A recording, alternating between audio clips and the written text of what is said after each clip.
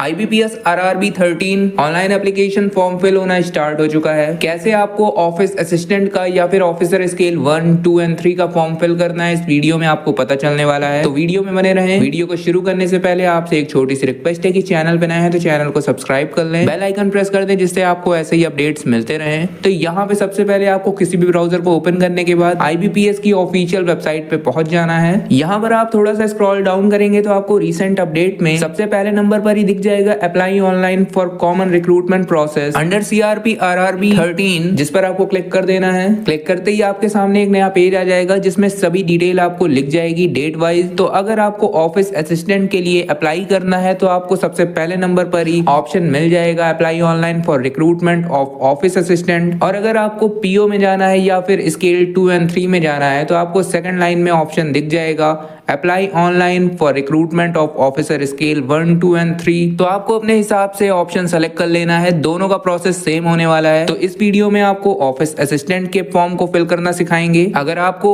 Officer scale 1, 2 and 3 में form को fill करना है तो आई बटन में आपको उसका भी लिंक मिल जाएगा, आप वहां पे जाके उसे देख सकते हैं। तो यहाँ पर सबसे पहले नंबर पे apply online for recruitment of office assistant पे क्लिक कर देते हैं। क्लिक करते ही आपके सामने एक नया पेज आ जाएगा जिसमें आपको सभी इंपॉर्टेंट डेट्स वगैरह लिखा दिख जाएगा। साइड में आपको click here for new registration का ऑप्शन मिलेगा जिस पर आपको क्लिक कर देना है। क्लिक करते ही आपके सामने रजिस्ट्रेशन फॉर्म ओपन हो जाएगा जिसमें आप स्टेप 1 से लेकर स्टेप 6 तक देख सकते हैं। आपको सभी डिटेल को फिल करते हुए अपने फॉर्म को कंप्लीट करना है। तो यहाँ पे हम लोग स्टेप 1 पे, जो कि बेसिक इन्फो है, यहाँ पर आ चुके हैं। आपको यहाँ पे सबसे पहले अपना फर्स्ट नेम टाइप करना है। कंफर्म फर्स्ट नेम में अपने फर्स्ट नेम को रीटाइप कर देना है। उसके बाद अगर आपका मिडिल नेम है तो मिडिल नेम में टाइप करें, उसको आपको कंफर्म मिडिल नेम में रीटाइप कर देना है। अगर मिडिल नेम नहीं है तो आप इसे खाली छोड़ सकते हैं। इसी तरीके से आपको लास्ट नेम में अपना लास्ट नेम टाइप कर देना है और कंफर्म लास्ट नेम में अपने लास्ट नेम को रीटाइप कर देना है। अब मान लीजिए कि आपका केवल फर्स्ट नेम है, लास्ट नेम नहीं है, तो केवल आपको फर्स्ट नेम टाइप करके कंफर्म फर्स्ट नेम टाइप कर देना है और बाकी ऑप्शन आपको खाली छोड़ देने हैं। उसके बाद नीचे आपका फुल नेम ऑटोमेटिक टाइप हो जाएगा जो कि आपने ऊपर टाइप किया होगा। इसके बाद नीचे आपको मोबाइल नंबर देना है। ये मोबाइल नंबर एक्टिव होना चाहिए क्योंकि इस पर आपकी रजिस्ट्रेशन की डिटेल आएगी। उसके बाद आपको नीचे कंफर्म मोबाइल नंबर में अपने दिए हुए मोबाइल नंबर को रीटाइप कर देना है। अल्टरनेटिव मोबाइल नंबर आपसे नीचे पूछा जा रहा है, तो अगर आप देना चाहते हैं तो दे सकते हैं, वरना इसे खाली छोड़ सकते हैं। उसके बाद नीचे आपको ईमेल आईडी टाइप कर देना है। उसके बाद आपको डोमेन सेलेक्ट कर लेना है अपने ईमेल आईडी का। नीचे कंफर्म ईमेल आईडी में आपको अपने पूरे ईमेल आईडी को एक ही बॉक्स में टाइप कर देना है। उसके बाद नीचे आपको सिक्योरिटी कोड में कैप्चा फिल करना है और सेव एंड नेक्स्ट के बटन पे क्लिक कर देना है। ऐसा करते ही आपके सामने एक पॉपअप आ जाएगा जिसमें आपको बताया जाएगा कि आपको अपनी सभी डिटेल को देख लेना है, बाद में आप चेंज नहीं कर पाएंगे किसी भी डिटेल में। तो अच्छी तरीके से अपनी डिटेल को चेक करें, कोई भी गलती नहीं रहनी चाहिए। आपको पॉपअप में ओके करना है। ऐसा करते ही आपका स्टेज 1 कंप्लीट हो जाएगा और आप रिडायरेक्ट कर दिए जाएंगे स्टेज 2 पर, जहां पर आपको डॉक्यूमेंट अपलोड करना होगा, फोटो एंड सिग्नेचर। तो यहाँ पर आप सबसे ऊपर देख सकते हैं कि आपका रजिस्ट्रेशन नंबर और पासवर्ड ऊपर लिखकर आ चुका है, जिसको आपको स्क्रीनशॉट ले लेना है क्योंकि ये फ्यूचर में आपके काम आएगा। साथ ही साथ ये डिटेल आपको ईमेल और मैसेज में रिसीव हो जाएगा आपके दिए हुए नंबर और ईमेल आईडी पर, तो उसको भी आपको सेव करके रखना है क्योंकि फ्यूचर में चाहे एडमिट कार्ड की बात कर लीजिए या फिर रिजल्ट की बात कर लीजिए, ये रजिस्ट्रेशन डिटेल आपके काम आएगा, तो इसको आपको सेव करके रख लेना है। अब नीचे यहाँ पे आपको डॉक्यूमेंट अपलोड करना है, फोटोग्राफ एंड सिग्नेचर। तो यहाँ पे आपको ऊपर गाइडलाइन का PDF मिल जाएगा, तो यहाँ पर आपको क्लिक करना है। आपके सामने एक PDF ओपन हो जाएगा जिसमें आपको फोटोग्राफ, सिग्नेचर, लेफ्ट थंब और डिक्लेरेशन के सभी इंस्ट्रक्शन बता दिए जाएंगे। तो इसको आपको अच्छी तरीके से देखना है और इंस्ट्रक्शन के हिसाब से अपने डॉक्यूमेंट को तैयार करके फाइल मैनेजर पे सेव कर लेना है। अगर डॉक्यूमेंट बनाने में कोई परेशानी आ रही है तो आई बटन में आपको डॉक्यूमेंट कैसे बनाना है वीडियो मिल जाएगी, आप जाके उसे देख सकते हैं। तो यहाँ पे मान के चलते हैं कि आपने उस वीडियो को देखकर अपना डॉक्यूमेंट तैयार कर लिया है। तो हम लोग वापस से सेम पेज पर आ जाते हैं स्टेप 2 पे, जहाँ पर आपको फोटो एंड सिग्नेचर को अपलोड करना है। तो सबसे पहले नंबर पे यहाँ पे आप देख सकते हैं स्कैन फोटोग्राफ के नीचे चूज फाइल का एक ऑप्शन मिल जाएगा, जिस पर क्लिक करके आपको अपने फाइल को अपने फाइल मैनेजर से सेलेक्ट करना है। आपका फाइल अपलोड हो जाएगा और आपके सामने आ जाएगा। अब यहाँ पे इमेज अपलोड का काम तो खत्म हो गया है, लेकिन साइड में आप देख सकते हैं आपको एक लाइव फोटो कैप्चर करना है। इसके लिए 2 ऑप्शन है। अगर आप लैपटॉप पे कर रहे हैं या डेस्कटॉप पे कर रहे हैं तो वेबकैम की मदद से आप यहाँ पे अपने फोटोग्राफ को कैप्चर कर सकते हैं, लेकिन कई लोगों का वेबकैम VGA होता है जिसमें फोटो साफ नहीं आती है, तो आप अगर अपने फोन से कैप्चर करना चाह रहे हैं तो उसके लिए भी नीचे ऑप्शन मिल जाएगा। आप यहाँ पे साइड में देख सकते हैं जिस पर लिखा हुआ है क्लिक हेयर टू स्कैन। तो यहाँ पे आप स्कैन करने के लिए इस पर क्लिक करेंगे, आपका QR क्लियर हो जाएगा। अब आप अपने मोबाइल फोन से किसी भी स्कैनर का यूज करके इसे स्कैन करेंगे, वहां पर आपको एक लिंक जनरेट कर दिया जाएगा। मैं साइड में आपको मोबाइल स्क्रीन रिकॉर्डर ऑन करके दिखा देता हूं कि क्या करना है और कैसे करना है। तो आप यहाँ पे देख सकते हैं कि मैंने मोबाइल फोन में स्क्रीन रिकॉर्डर ऑन कर लिया है और अब हम लोग नॉर्मली स्कैनर पे जाते हैं। आप सभी के मोबाइल में स्कैनर एप्लीकेशन आपको टूल में मिल जाएगा। ओपन करने के बाद आपको अपने स्कैनर के कैमरा को इस QR पे पॉइंट करना है। आप देखेंगे कि स्कैन होते ही आपके मोबाइल में एक लिंक जनरेट हो जाएगा। नीचे आपको ब्राउजर से ओपन करने के लिए या फिर कॉपी करने का ऑप्शन मिल जाएगा। तो आप चाहें तो कॉपी करके ब्राउजर में जाके पेस्ट कर सकते हैं, और अगर चाहते हैं कि डायरेक्ट ओपन हो जाए तो आपको यहीं पर डायरेक्ट ऑप्शन मिल जाता है, जिस पर क्लिक करेंगे तो आपको रिडायरेक्ट कर दिया जाएगा ब्राउजर पे और ये लिंक आपका ओपन हो जाएगा। आप देख पाएंगे कि आप IBPS के ऑफिशियल वेबसाइट पे पहुंच चुके हैं और आपका डैशबोर्ड लॉगिन है। नीचे आपको कैप्चर फोटो का ऑप्शन मिल जाएगा, जिस पर क्लिक करते ही आपके मोबाइल का कैमरा ऑन हो जाएगा। अपना एक लाइव फोटो कैप्चर कर लेना है। जैसे ही आप कैप्चर करते हैं आपके फोन में आपको प्रीव्यू के लिए आपके फोटो को दिखाया जाएगा। अगर कैप्चर्ड फोटो सही है तो आपको कंफर्म कर देना है, आपका फोटो अपलोड हो जाएगा और आपके लैपटॉप स्क्रीन या फिर आप जहां पर भी अपने फॉर्म को फिल कर रहे थे ऑटोमेटिक वहां पर रिफ्रेश होकर आप देख पाएंगे कि यहाँ पे कैप्चर्ड इमेज में आपकी लाइव फोटो कैप्चर होके आ चुकी है। तो इस तरीके से आप चाहें तो अपने फॉर्म को किसी भी जगह पे फिल करें, लेकिन कैमरा का यूज जहाँ पे आपको लाइव फोटो कैप्चर करना है अपने फोन का यूज कर सकते हैं और आपके फोन से कैप्चर की गई फोटो ज्यादा क्लियर होगी वेबकैम की तुलना में। तो यहाँ पर आपको अपने हिसाब से कैप्चर कर लेना है। उसके बाद आपको नीचे यहाँ पे चेक बॉक्स पे चेक करना है और नीचे इसी तरीके से आपको स्कैन सिग्नेचर चूज फाइल पे क्लिक करके अपने फाइल को सेलेक्ट करके अपलोड कर देना है। आपके सामने आपका सिग्नेचर आ जाएगा। उसके बाद नीचे चेक बॉक्स पे चेक कर देना है और नेक्स्ट कर दें। ऐसा करते ही आप स्टेज 3 पे पहुंच जाएंगे, जहां पर आपको कुछ बेसिक डिटेल देना होगा, जिसमें सबसे पहले नंबर पे आपसे कैटेगरी पूछ रहा है। तो general, EWS, OBC, SC, ST किसी भी कैटेगरी से आप आते हैं तो यहाँ पर आपको अपने कैटेगरी का सिलेक्शन कर लेना है। नीचे आपसे आपके डिसेबिलिटी के बारे में पूछ रहा है कि अगर आप 40% या उससे ज्यादा डिसेबल हैं तो आपको यस या नो में बताना होगा। अगर डिसेबल्ड हैं तो आप यस करेंगे। नीचे आपको टाइप ऑफ डिसेबिलिटी, सब टाइप ऑफ डिसेबिलिटी, ये सारी डिटेल आपको देनी होगी। अगर आप डिसेबल नहीं है तो नो करेंगे। ये सारे ऑप्शन आपके सामने से हट जाएंगे, आपको इसमें कोई भी डिटेल देने की जरूरत नहीं होगी। तो अपने हिसाब से इसमें यस या नो में आपको बता देना है। इसके बाद आप स्क्रॉल डाउन करेंगे तो नीचे आप देखेंगे कि अगर आप डिसेबल्ड नहीं थे, आपने ऊपर डिसेबिलिटी को नो किया है, तो नीचे कई सारे ऑप्शन ऑटोमेटिक डिसेबल रहेंगे जिसमें आप यस या नो नहीं कर पाएंगे। तो इन सभी ऑप्शन को आपको छोड़ देना है। और अगर आपने ऊपर डिसेबिलिटी में यस किया है तो नीचे आपको अपने हिसाब से सभी ऑप्शन को पढ़ना है और यस नो में अपने डिसेबिलिटी के हिसाब से बता देना है। ये सारे ऑप्शन डिसेबल पर्सन के लिए ही हैं, तो डिसेबल पर्सन इस पे अच्छी तरीके से ध्यान दें। उसके बाद यस नो में अपने आंसर को दे देना है। उसके बाद आपको स्क्रॉल डाउन करना है। नीचे आपसे पूछा जा रहा है कि क्या आप फैमिली मेंबर हैं या फिर बच्चे हैं उनके जो 1984 के दंगे में मार दिए गए थे। तो अगर हैं तो आपको यस करना है, अन्यथा नो करना है। उसके बाद नीचे अपना रिलीजन बताना है। माइनॉरिटी कम्युनिटी से अगर आप आते हैं तो यस या नो में आपको आंसर दे देना है। अगर आते हैं तो यस करिए, नहीं आते हैं नो करिए। नीचे आपसे एक्स सर्विसमैन डिटेल के बारे में पूछा जा रहा है। तो अगर आप एक्स सर्विसमैन हैं तो यस करेंगे, अन्यथा नो करेंगे। डिसेबल्ड एक्स सर्विसमैन है तो यस करेंगे, अन्यथा नो करेंगे। अगर आप एक्स सर्विसमैन पे यस करते हैं तो नीचे आपको पीरियड ऑफ सर्विस बताना होगा, और नो करते हैं तो ये ऑप्शन आपके सामने डिसेबल रहेगा। तो यहाँ पर आप अपने हिसाब से ऑप्शन को सेलेक्ट कर लें यस या नो में। उसके बाद आप यहाँ पे देख सकते हैं कि यहाँ पे नो करते ही काफी सारे ऑप्शन डिसेबल हो चुके हैं, क्योंकि ये सारे ऑप्शन केवल एक्स सर्विसमैन के लिए हैं। तो जो भी यस करते हैं उनको ये सारे ऑप्शन को बताना होगा यस या नो में। तो यहाँ पर मैं डिटेल को नो कर रहा हूँ, तो नीचे सारे ऑप्शन डिसेबल हो चुके हैं। अब थोड़ा सा स्क्रॉल डाउन करेंगे तो नीचे पूछा जा रहा है कि are you a dependent of a serviceman killed in action. तो यहाँ पे आपको यस या नो में बता देना है। उसके बाद आपको स्क्रॉल डाउन करना है। नीचे आपसे पूछा जा रहा है are you seeking relaxation under widow divorced women. तो इस तरीके का अगर कोई रिलैक्सेशन आपको चाहिए तो आप यस कर सकते हैं, अन्यथा नो कर दीजिए। उसके बाद नीचे आपसे पूछ रहा है कि CWE/CRP RRB में जल्द हुए किसी भी एग्जाम में आपने अपीयर हुए हैं या नहीं। तो अगर हुए हैं तो आपको यस करना है। नीचे आपसे पूछेगा हाउ मेनी अटेम्प्ट। तो यहाँ पे आपको बताना है 1 2 3 जितना भी आप अटेम्प्ट दिए हैं आपको यहाँ पर टाइप कर देना है। उसके बाद नीचे आपको select the CWE CRP RRB attempt earlier में आपको सेलेक्ट करना है कि कौन वाला आपने अटेम्प्ट दिया था।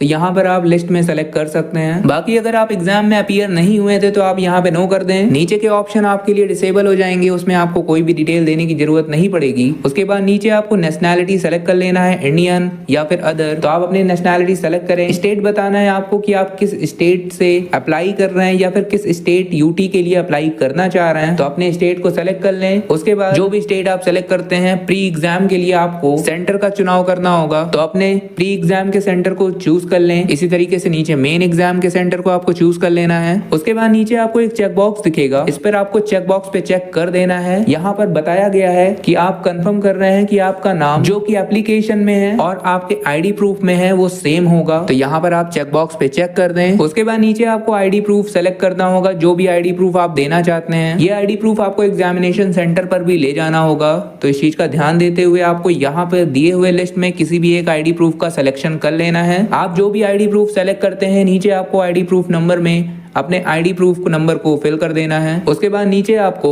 अपना मीडियम सेलेक्ट करना है, इंग्लिश एंड हिंदी या फिर इंग्लिश एंड उर्दू। सेलेक्ट करने के बाद नीचे आपको स्क्रॉल डाउन करना है। आपसे कुछ पर्सनल डिटेल लिया जाएगा, जिसमें आपको डेट ऑफ बर्थ सेलेक्ट कर लेना है, अपना जेंडर बताना है, आधार कार्ड नंबर और पैन कार्ड नंबर यहाँ पर आप दोबारा से टाइप कर सकते हैं। अगर नहीं देना चाह रहे हैं तो ये स्टार मार्क यहाँ पे नहीं लगा हुआ है, आप इसे खाली भी छोड़ सकते हैं। उसके बाद नीचे आपसे पूछा जा रहा है कि do you have twin brother sister. तो अगर हैं तो यस करेंगे, आपको उनकी डिटेल नीचे देनी होगी। अगर नहीं है तो नो करेंगे। इसके बाद आपको मैरिटल स्टेटस बताना है, मैरिड अनमैरिड। तो आप यहाँ पे सेलेक्ट कर लें। उसके बाद नीचे father's name mother's name type कर देना है। अगर आप मैरिड हैं तो स्पाउस नेम टाइप करना है, अन्यथा खाली छोड़ देना है। इसके बाद कॉरेस्पॉन्डेंस एड्रेस और परमानेंट एड्रेस आपसे पूछा जा रहा है। तो एड्रेस लाइन 1, 2 एंड 3 में आपको अपने पूरे एड्रेस को टाइप करना है, स्टेट बताना है, डिस्ट्रिक्ट सेलेक्ट कर लेना है और पिन कोड टाइप कर देना है। अगर आपका दिया हुआ कॉरेस्पॉन्डेंस एड्रेस और परमानेंट एड्रेस दोनों सेम है तो नीचे आपको परमानेंट एड्रेस टाइप करने की जरूरत नहीं है, बल्कि आपको यहाँ पे चेक बॉक्स दिख जाएगा जिसके सामने लिखा हुआ है कि same as address for correspondence. तो यहाँ पे जैसे ही चेक बॉक्स पे चेक करेंगे, आपका दिया हुआ कॉरेस्पॉन्डेंस एड्रेस ही नीचे ऑटोमेटिक फिल हो जाएगा। तो इस पर चेक कर दें। और अगर दोनों अलग है तो इस पे चेक ना करें, बल्कि दोनों में अलग अलग एड्रेस टाइप कर देना है। अब नीचे आपको इनवॉइसिंग के लिए अपना एड्रेस सेलेक्ट कर लेना है, चाहे वो कॉरेस्पॉन्डेंस हो या परमानेंट। तो दोनों में से किसी भी एक को आपको सेलेक्ट कर लेना है। नीचे आपको आपका फीस अमाउंट दिख जाएगा। साइड में आप वैलिडेट योर डिटेल पे क्लिक करेंगे, आपका दिया हुआ डिटेल वेरीफाई हो जाएगा। उसके बाद आपको सेव एंड नेक्स्ट कर देना है। ऐसा करते ही आप क्वालिफिकेशन डिटेल पे पहुंच जाएंगे, जहां पर आपको graduation, post graduation, professional qualification या फिर अदर, आपने जो भी क्वालिफिकेशन क्वालिफाई किया है आपको बताना है। मिनिमम क्वालिफिकेशन आपका ग्रेजुएशन या इक्विवेलेंट होना चाहिए। तो यहाँ पे ग्रेजुएशन डिटेल मैं फिल कर रहा हूँ, आप अपने हिसाब से सभी डिटेल को यहाँ पे फिल कर दें। डिग्री में आपको बताना है कि आपने कौन सा स्ट्रीम लिया था, बीए, बीएससी, बीकॉम, बीटेक या फिर अदर कोई। तो यहाँ पर सेलेक्ट कर लें। स्पेशलाइजेशन या सब्जेक्ट में आपको अपना स्पेशलाइजेशन सेलेक्ट कर लेना है। पासिंग डेट आपके मार्कशीट या सर्टिफिकेट के सबसे नीचे आपको मिल जाएगा। तो यहाँ पर आपको सेलेक्ट करना है। परसेंटेज ऑफ मार्क आपको यहाँ पे बताना है। क्लास, ग्रेड आपको यहाँ पे सेलेक्ट कर लेना होगा। उसके बाद नीचे अगर आपने पीजी या प्रोफेशनल क्वालिफिकेशन या अन्य कोई क्वालिफिकेशन किया है तो नीचे आप डिटेल दे सकते हैं, वरना आप इसे खाली छोड़ दें। उसके बाद नीचे आपसे पूछ रहा है do you have computer knowledge. तो यहाँ पे यस या नो में आपको बताना है। उसके बाद स्क्रॉल डाउन करेंगे तो नीचे आपको वर्क एक्सपीरियंस डिटेल देखने मिल जाएगी। तो यस नो में आप बता सकते हैं। हालांकि इस डिटेल को आप छोड़ भी सकते हैं अगर आप एक्स सर्विसमैन नहीं हैं और आपके पास कोई भी एक्सपीरियंस डिटेल नहीं है तो आप इसे छोड़ दें। उसके बाद आपको नीचे आना है अदर डिटेल में। यहाँ पर आपसे प्री एग्जाम ट्रेनिंग के बारे में पूछा जा रहा है। तो अगर आप प्री एग्जाम ट्रेनिंग लेना चाहते हैं तो यस करें। नीचे आपको सेंटर चूज करना होगा। अगर आप ऐसा ट्रेनिंग नहीं लेना चाह रहे हैं तो नो कर दें। इसके बाद पूछा जा रहा है कि किसी भी ऑफेंस में लॉ द्वारा आप पर कोई भी कानूनी कार्यवाही चलाई गई है या नहीं, तो आपको यहाँ पे बता देना है। उसके बाद नीचे आपको लैंग्वेज नोन में आप देख सकते हैं कि यहाँ पे आपको 3 ऑप्शन मिल रहे हैं। तो आपको एक लैंग्वेज सेलेक्ट करना होगा, चाहे इंग्लिश हो या हिंदी हो, और उसके बारे में आपको बताना होगा कि आप रीड, राइट, स्पीक क्या क्या कर पाते हैं। तो यहाँ पे टिक करना है। बाकी आप चाहें तो हिंदी, इंग्लिश और अदर का ऑप्शन के लिए तीसरे ऑप्शन पे जाके अगर आपको कोई और लैंग्वेज भी आती है तो उसके बारे में भी आप बता सकते हैं। तो यहाँ पर आपको अपने हिसाब से हिंदी, इंग्लिश, अदर के ऑप्शन को सेलेक्ट करके रीड, राइट, स्पीक आप क्या कर पाते हैं आपको बताना होगा। उसके बाद नीचे आपको वैलिडेट योर डिटेल करना है। उसके बाद आपको सेव एंड नेक्स्ट कर देना है। ऐसा करते ही आप प्रेफरेंस के डिटेल पर आ जाएंगे, जहां पर आपको 3 बैंक दिख जाएगा। अब आपको यहाँ पर इन 3 बैंक में प्रेफरेंस देना है कि अगर आपका ज्वाइनिंग होता है तो आप नंबर 1 पे किसे देना चाहते हैं, नंबर 2 पे किसे देना चाहते हैं। तो यहाँ पे अपने हिसाब से आप टिक करेंगे। तो इस तरीके से आपको 1, 2, 3 में अपना प्रेफरेंस दे देना है। बाकी नीचे वैलिडेट योर डिटेल आपको करना है, आपका डिटेल वेरीफाई हो जाएगा, जिसके बाद आपको सेव एंड नेक्स्ट कर देना है। ऐसा करते ही आप स्टेप 4 जो कि प्रीव्यू का पेज है, यहाँ पे पहुंच जाएंगे। यहाँ पर आपको अपनी दी गई सभी डिटेल को एक बार अच्छी तरीके से प्रीव्यू करना है। कोई भी गलती नहीं रहनी चाहिए। अगर कोई गलती है तो सबसे नीचे आने के बाद आपको बैक बटन पे क्लिक करना है, और बैक करने के बाद आपको उस गलती का सुधार सबसे पहले करना होगा, क्योंकि यहाँ पर अगर आपने बैक करके सुधार नहीं किया तो बाद में आपको ऑप्शन नहीं मिलेगा। तो सबसे पहले गलती का सुधार कर लें। उसके बाद आपको सेम पेज पर अगर सारी डिटेल्स सही दिख रही है तो नीचे आपको डिक्लेरेशन चेक बॉक्स में आई एग्री चेक बॉक्स पे चेक करना है। उसके बाद नीचे आपको 2 ऑप्शन मिलेंगे, 2 में से किसी एक चेक बॉक्स पर ही आपको चेक करना है। तो किस पे चेक करना है मैं आपको बता दे रहा हूँ। सेकंड ऑप्शन में लिखा हुआ है कि आपका एप्लीकेशन में दिया गया नेम या फिर कोई भी डिटेल आपके आईडी प्रूफ के डिटेल से मैच खा रहा है तो आपको सेकंड ऑप्शन पे टिक करना है। लेकिन अगर एप्लीकेशन में दिया गया डिटेल और आपके आईडी प्रूफ में दिया गया डिटेल आपस में मैच नहीं खा रहा है तो आपको तीसरे ऑप्शन पे टिक करना है। तो ये चीज आपको ध्यान देना है कि आप किस कैटेगरी में आते हैं। तो इस तरीके से आपको दूसरा या तीसरा अपने हिसाब से टिक कर देना है। तो टिक करने के बाद नीचे आपको कंप्लीट रजिस्ट्रेशन पे क्लिक कर देना है। ऐसा करते ही आपका रजिस्ट्रेशन कंप्लीट हो जाता है और आप स्टेप 5 पे पहुंच जाएंगे, जहां पर आपको लेफ्ट थंब इंप्रेशन और हैंड रिटन डिक्लेरेशन अपलोड करना होगा, जिसकी गाइडलाइन साइड में आपको लिंक मिल जाएगा। इस पर क्लिक करेंगे तो आप पीडीएफ पे रिडायरेक्ट हो जाते हैं। आपके सामने यहाँ पर मैं ओपन कर दे रहा हूँ। आप देख सकते हैं कि जो भी आपका इंस्ट्रक्शन दिया हुआ है आपके सामने, इसको अच्छी तरीके से आप स्क्रीनशॉट लेके पढ़ सकते हैं। तो यहाँ पर आपको चूज फाइल पे क्लिक करके अपने फाइल को सेलेक्ट करके अपलोड कर लेना है।